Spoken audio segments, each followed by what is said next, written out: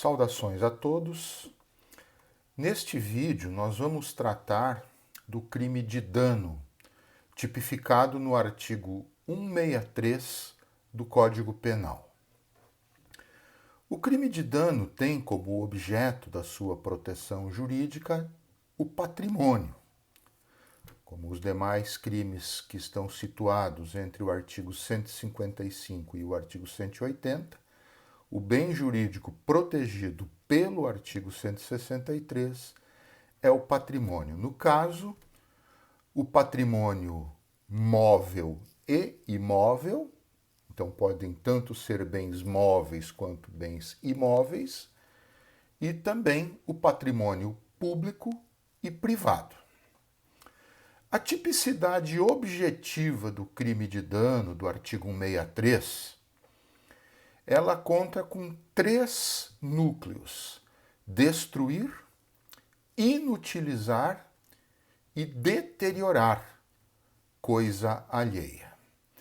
Destruir significa extinguir, fazer desaparecer, fazer com que deixe de existir aquele bem.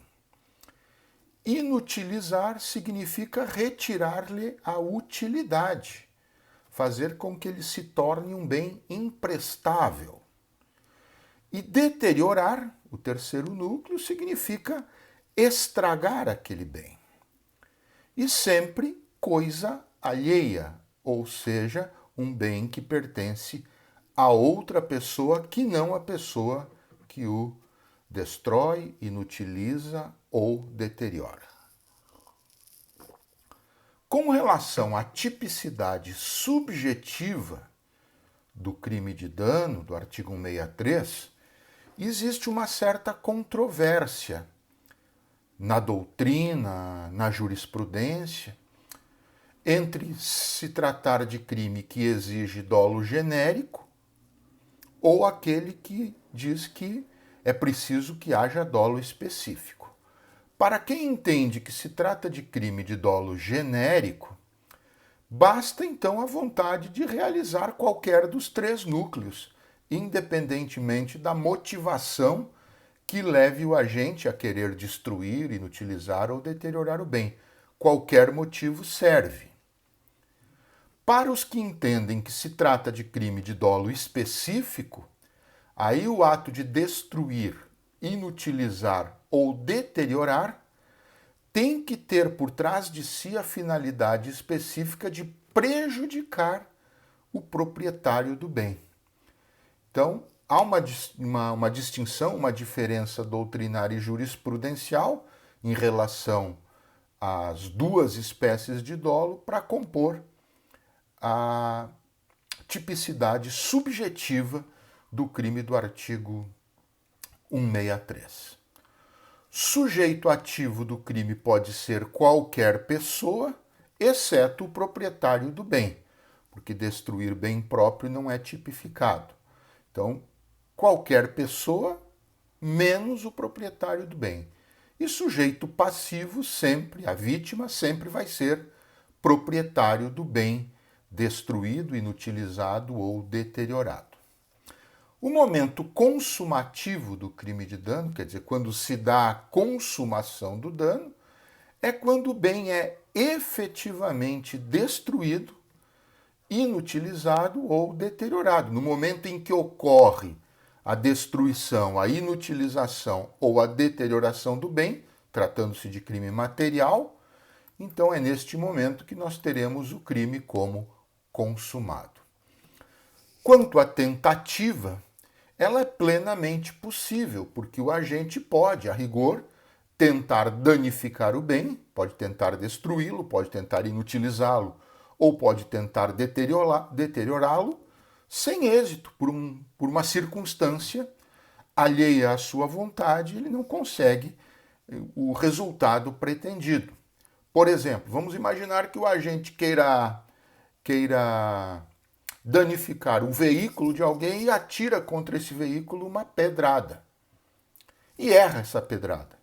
É uma tentativa branca, sem dúvida alguma, é uma tentativa branca, uma tentativa incruenta, porque o agente deu início à execução ao arremessar a pedra, mas por tê-la errado, o crime não acontece por circunstância alheia à sua vontade. Então é um exemplo que dá para citar de crime de dano. Ou se, por exemplo, a pedra pega, ou o artefato arremessado pega, mas não chega a produzir qualquer tipo de dano no bem, a mesma coisa. Nesse caso, teríamos aí uma tentativa cruenta, porque o bem efetivamente foi atingido, embora o resultado não tenha sido alcançado. Então, recapitulando, a tentativa ela é plenamente possível, porque é viável que o sujeito tente produzir o dano e, por circunstâncias alheias à sua vontade, não venha a consegui-lo. A prova material do delito do artigo 163 é sempre necessária de ser constituída através de um laudo pericial para se demonstrar, para se evidenciar qual o dano sofrido pelo bem alvo do atentado. O parágrafo único do artigo 163, ele prevê a forma qualificada do delito. E essa forma qualificada se dá ali em várias hipóteses. A primeira delas é quando o dano ele é produzido também através com a utilização de violência física ou grave ameaça contra a pessoa. Então, se o agente, ele, para produzir o dano no bem, ele acaba de alguma maneira gerando ou produzindo uma violência física ou uma grave ameaça contra alguém, especialmente contra a vítima, neste caso nós temos ali a primeira qualificadora. Também quando o dano tem o emprego de substância inflamável, quer dizer, substância que entra em combustão, que queima, ou substância explosiva. Agora, com um detalhe, né, que essa qualificadora ela acaba sendo residual em relação a eventuais crimes mais graves que possam ocorrer. No caso, por exemplo, os crimes de incêndio, lá do artigo 250, ou o crime de explosão do artigo 251, estes crimes serão preferenciais ao dano qualificado pelo emprego de inflamável ou pelo emprego de explosivo, quando for o caso. Por quê? Porque no 250 e no 251, como são crimes de perigo comum, então, se além do dano produzido no bem da vítima houver o ocasionamento de um perigo comum, de um perigo para a coletividade, aí nós teremos a preferência tipológica do 250 no incêndio, ou do 251 na explosão, sobre o crime de dano qualificado pelo uso de substância inflamável ou explosiva.